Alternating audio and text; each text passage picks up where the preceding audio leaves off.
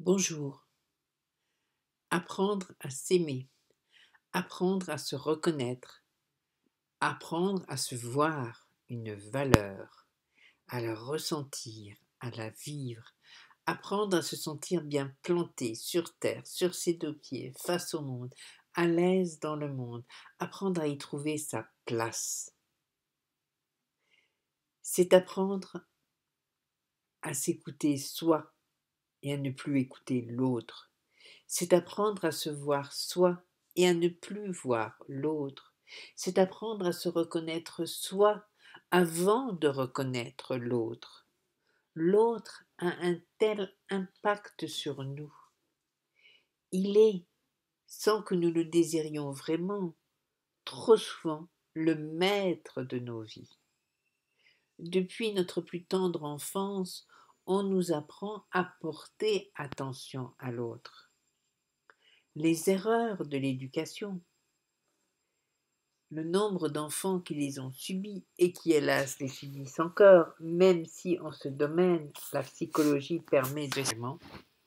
Ces erreurs de l'éducation ont fait de trop de personnes des enfants puis des adultes qui n'ont pas confiance en eux, qui ne croient pas en eux, qui n'ont pas conscience d'être capables d'eux et d'être aimables, de pouvoir être aimés. Que recherche l'enfant? L'enfant recherche le regard de son parent. L'enfant recherche le retour de son parent. L'enfant recherche l'amour de son parent. Alors, il y a les parents qui sont très aimants, mais qui, sans s'en rendre compte, mettent leur enfant en position d'être toujours meilleur, toujours plus parfait, toujours plus. L'enfant ne peut pas atteindre cette dimension. Et alors, il se dévalorise. Si il a l'impression qu'il n'a pas eu la note qu'il fallait, s'il a l'impression que son parent n'est pas de bonne humeur, il a forcément fait quelque chose pour ça. De même, l'enfant que les parents ne sont pas capables d'aimer parce qu'ils ont eux-mêmes une problématique qui rend cela difficile, voire impossible, ces parents qui parfois ne sont pas des parents et qui demandent à leurs enfants d'être adultes, ces parents qui ne sont pas capables de transmettre leurs émotions, leurs affections, leurs sentiments, ces parents qui sont tellement perdus dans leurs problématiques de couple ou personnelles qu'ils ne portent pas à leur enfant l'attention dont il a besoin. Ces parents-là donnent comme résultat des enfants qui ne comprennent pas quoi faire, comment faire pour recevoir ce retour bienveillant du parent qui est indispensable à un bon développement psycho-affectif. Adultes, ils vont garder cette trace. Ils vont être des adultes qui cherchent toujours dans le regard de l'autre la reconnaissance, l'approbation, qui ont toujours besoin qu'on leur dise qu'on les aime et qui ont toujours l'impression qu'ils ne seront jamais assez bien pour être aimés. Parfaite proie pour des relations toxiques, c'est évident. Mais même sans cela, comment peut-on être épanoui, atteindre la plénitude, se sentir simplement bien d'être, être, vivre, quand on a l'impression de ne pas être capable d'être aimé? Le regard de l'autre qui compte tant pour nous est en fait empreint non pas de neutralité, aussi bienveillant soit-il, mais il est empreint du vécu de l'autre, de ses propres failles, de ses propres difficultés, de ses interprétations. L'autre est un miroir déformant de nous-mêmes, qu'il soit positif ou négatif. Dans sa globalité, il peut être, quand il est positif, un miroir qui nous ressemble. Quand il est négatif, il ne l'est jamais. Comment peut-on être négatif et juger l'autre? À partir de quels critères, si ce n'est ceux que nous avons construits nous? C'est la même chose pour l'autre. Il s'est construit des critères qui font référence à son éducation, son milieu culturel, son appréhension de la vie, etc., etc. Et puis, vous, là, cet autre, par votre manière d'être, par ce que vous dites, par ce que vous pensez, vous lui envoyez des éléments qui peuvent éventuellement le blesser sans que vous ne le sachiez et sans que vous ne le vouliez, tout simplement parce que vous êtes un miroir d'une souffrance, d'une impossibilité, d'une incapacité, d'une fragilité, par votre intelligence, par votre rayonnement, par votre empathie, par votre patience, par des tas de choses. Quand on se cogne, qu'est-ce qu'on fait? On n'a pas envie de caresser le meuble contre lequel on a buté. On a envie de coller un coup de dent. On a envie de pousser un juron. Oh, cette poussée d'adrénaline. Ah, cette agressivité qui naît en nous, cette colère. C'est la même chose quand bien involontairement, on envoie à l'autre quelque chose par notre simple présence, parfois par notre simple manière d'être, de nous comporter, notre gestuelle. On lui renvoie quelque chose qui appuie sur une blessure qui est la sienne. Alors, son jugement arrive, son regard devient négatif. Il faut un gros travail sur soi-même pour être neutre vis-à-vis de l'autre. Ce travail qui consiste à se libérer de nos propres souffrances, à s'accepter totalement comme nous sommes, avec nos fragilités et avec nos forces. Je ne parle pas de nos faiblesses, je ne parle pas de nos défauts, ni de nos qualités. Ça, ce sont des mots du jugement, c'est moral. Je parle de nos fragilités et de nos faiblesses. Une de mes fragilités est de m'emporter parfois rapidement, quand quelque chose m'agace ou ne va pas comme je veux. J'ai appris à le travailler pour ne pas que ça impacte l'autre. Mais vis-à-vis de moi-même ou vis-à-vis de quand je suis seule, eh bien ça sort. Ça fait partie de mes fragilités, mais je les accepte. Je parviens à en sourire. Ça ne change rien à ma personne et à ma relation à l'autre. Ça ne change plus rien à ma relation à l'autre. S'accepter soi-même, être bien avec soi. Nul n'est parfait, c'est vrai. Ce travail-là, on commence par le faire en regardant notre enfance, en regardant cet enfant que nous avons été comme s'il était un autre enfant. On s'extériorise. Si on prend cet enfant qui est en nous, ce vécu, et qu'on le regarde d'un œil extérieur, d'un œil neutre, on va pouvoir comprendre les souffrances qui l'ont animé, cet enfant. On va pouvoir comprendre qu'effectivement, il avait l'impression qu'il n'arriverait jamais à être à la hauteur de l'attente de ce parent, ou qu'il n'arriverait jamais à attirer son attention. Et comme c'est un adulte qui analyse tout cela, l'adulte que nous sommes peut regarder l'enfance de nos propres parents et se rendre compte que les enfants qu'ils ont été ont eu bien du mal à devenir des adultes bien structurés, bien équilibrés, capables d'être à l'écoute. Pourquoi les parents sont-ils exigeants? Parce qu'on a exigé d'eux. Pourquoi les parents sont-ils indifférents? Parce qu'on ne leur a pas donné d'attention et d'importance.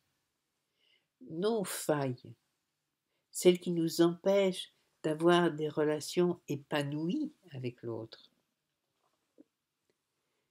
il suffit de faire une translation et on va voir les failles des enfants qui ont été nos parents, qui les ont empêchés de devenir des adultes capables d'avoir des relations totalement épanouies avec l'autre, donc avec leur enfant. Il n'est pas question de la bienveillance ou de la malveillance de nos parents. Il est question de leur structure, de ce qui les a fait devenir adultes, du contexte et de ce que le contexte a donné comme résultat. Et bien souvent, on se rend compte que, effectivement, ce parent-là, parfois même avec toute la bonne volonté du monde, ne pouvait pas être pleinement à l'écoute de son enfant et que son enfant en a souffert. Et cet enfant, c'est vous, devenu adulte. On ne peut pas leur en vouloir. Ça sert à rien. Chercher la responsabilité ne changera rien à ce que nous sommes. Par contre, comprendre nous permet de ne plus être responsable, de ne plus être coupable de notre enfance et de cet échec de la relation complètement harmonieuse avec nos parents. Et nous permet de comprendre pourquoi nous sommes devenus ces adolescents qui souffraient, ces adultes qui ont eu l'impression que devenus adultes, ils maîtrisaient leur vie et tout allait bien, qui ont mis un gros tas de mouchoirs là sur leurs souffrances d'enfance et qui les ont vus se réveiller d'un coup un jour comme un geyser parce qu'une rencontre, qu'elle soit professionnelle, qu'elle soit sociale, qu'elle soit sentimentale, qui a été particulièrement douloureuse, toxique, cette rencontre a fait exploser, péter la soupape et le geyser est sorti. Et le geyser, c'est qu'on se retrouve en morceaux avec notre souffrance. Et cette conscience de ne pas être aimable, d'être nul, de ne pas réussir, de ne pas pouvoir, de ne pas oser être. Et être soi. Ne pas se poser la question en permanence que va en penser l'autre. Mais l'autre en pensera ce qu'il veut. Il pensera en fonction de son vécu, de sa culture, de ses ressentis, etc., etc. Si ce qu'il en pense lui est désagréable, libre à lui de mettre fin à cet échange. Et libre à nous aussi de se dire, bon, ça lui est désagréable, ça colle pas, on va en rester là. Ça n'a rien à voir avec nous, c'est l'appréhension de l'autre. Continuons à être nous-mêmes, continuons à oser être nous-mêmes. Travaillons ce être nous-mêmes. Commençons par nous accorder toutes ces petites choses que nous interdisons sous l'état de mon prétexte. C'est pas raisonnable. Non, je ne le mérite pas. Ah, celui-là, je ne le mérite pas. Si on gratte un peu, on trouve facilement. Oh, j'ai pas le temps. Oh, l'autre, non, mais l'autre a plus besoin. Alors on passe, quand on a des enfants, on passe les enfants avant, le conjoint, les amis. C'est toujours l'autre. Stop! L'autre peut s'apporter ce dont il a besoin. Même si vous avez des enfants, vos enfants n'ont pas autant besoin de vous que ce que vous leur donnez. On donne pour recevoir de l'amour. On donne pour avoir quelque chose. Le sourire de l'autre, c'est une récompense. Comme un enfant, parce qu'on n'a pas pu assez grandir, on donne pour une récompense. La récompense doit venir de nous. Cadeau de moi à moi. Célèbre dans un dessin animé. Effectivement, cadeau de moi à moi. Ma récompense viendra de moi. Je me suis fait plaisir. Je suis partie faire ce lèche-vitrine dont j'avais envie. Je suis partie m'offrir ce tour de tout ce que je veux, moi, de circuits de voitures, d'avions, de vélos, tout, n'importe quoi. Je me suis fait plaisir.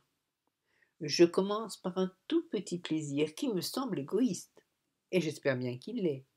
Égoïste, c'est s'occuper de soi. Il faut arrêter de le voir comme le défaut absolu. Aime ton prochain comme toi-même, disait l'évangile chrétien. Aime-toi. Quand tu t'aimeras, tu pourras aimer l'autre. Quand tu seras en harmonie avec toi, tu pourras être en harmonie avec l'autre. C'est ça la clé. Être en harmonie avec soi-même. S'écouter. Cesser de se contraindre. Cesser de s'interdire. Que peut-on s'interdire? Nuire à l'autre. Mais nuire à l'autre, c'est un geste volontaire, c'est un acte volontaire. C'est mesquin, c'est méchant, c'est violent. Ce n'est pas ce que vous faites. Mais dire non à l'autre, je suis désolée, non, non. Ah tu viens, on sera très content de te voir, etc., etc. Et vous n'en avez pas envie. Eh bien, ils seront peut-être tristes, ils seront peut-être déçus, mais c'est parce que eux le seront. Mais vous n'avez pas envie. C'est vous qui êtes concerné. Alors vous dites non. Et vous ne le faites pas.